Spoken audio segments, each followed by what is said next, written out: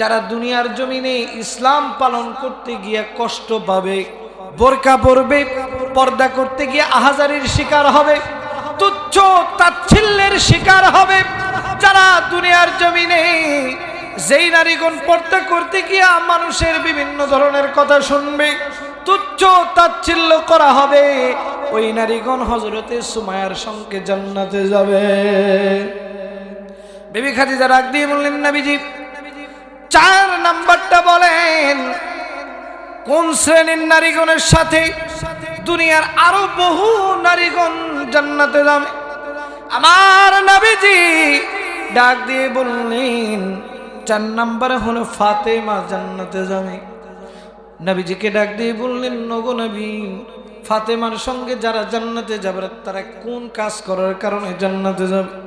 আমার নবীজি ডাক দিয়ে বললেন, ফাতেমার সঙ্গে ওই সমস্ত নারীরা জান্নাতে যাবে যেই সমস্ত নারীগণ দুনিয়ার জমিনে স্বামীর অনুমতি ছাড়া কোনো কাজ করবে না, স্বামীর অনুমতি ছাড়া ভিক্ষুককেও ভিক্ষা দিবে না, স্বামীর অনুমতি ছাড়া ঘর থেকে বাইরে তো দূরের কথা,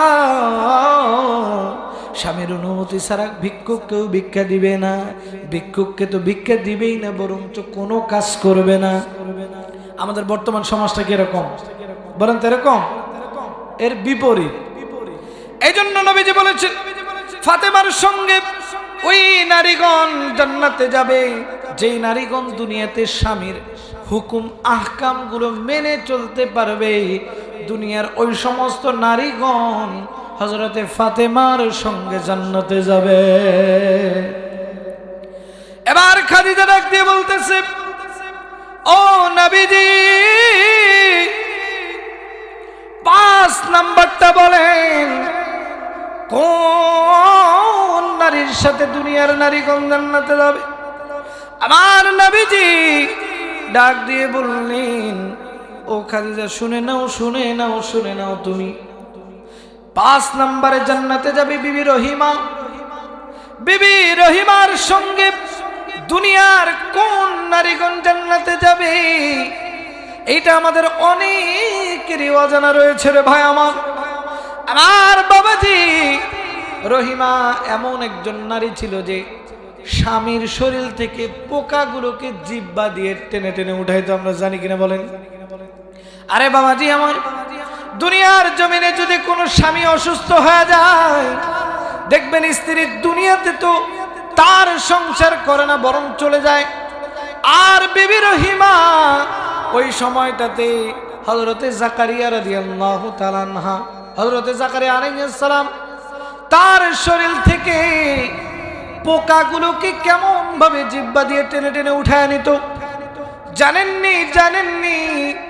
আরে বাবাজি, নবীজি ডাক দিয়ে বললেন, বিবি রহিমার সঙ্গে ওই সমস্ত নারীগণ জান্নাতে যাবে যেই সমস্ত নারীগণ দুনিয়ার জমিনে অসুস্থ স্বামীর সেবা যত্ন করবে, অসুস্থ স্বামীকে নিজের মনে করে সেবা যত্ন করতে থাকবে, ওই সমস্ত নারীগণ বিবি রহিমার সঙ্গে জান্নাতে যাবে।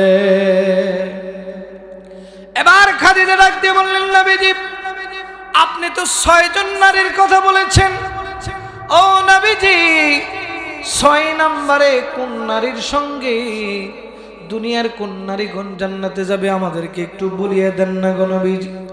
আমার নবীজি ডাক দিয়ে বললেন, ও খাদিজা 6 নম্বরে যিনি জান্নাতে যাবে তার নাম হলো বিবি আসিয়া। শুধুমাত্র বিবি আসিয়াকেই জান্নাতে যাবে বিষয়টা এমন নয়। আল্লাহর নবী জানিয়ে দিলেন শুধু বিবি আসিয়া জান্নাতে যাবে বিষয়টা এমন নয়। বিবি আসিয়ার যে একজন দাসী ছিল তার নাম ছিল মাসিতা। এই বিবি আসিয়ার যে দাসী ছিল সেও জান্নাতে যাবে। খাদিজা রাদিয়াল্লাহু তাআলা আনহা ডাক দিয়ে বললেন, আরে নবীজি কি বলেন? তার দাসী কেমন করে জান্নাতে যাবে? কি এমন আমল করার কারণে জান্নাত পাইল সে?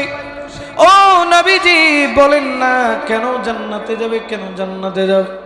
আমার নবীজি ডাক দিয়ে বলল, শুনে নাও, শুনে নাও, বিবি আসিয়া জান্নাতে যাবে। এই কারণে দুনিয়ার জমিনে যেই নারীগণ খারাপ স্বামী পাইল কিন্তু স্বামীকে বর্জন না করিয়া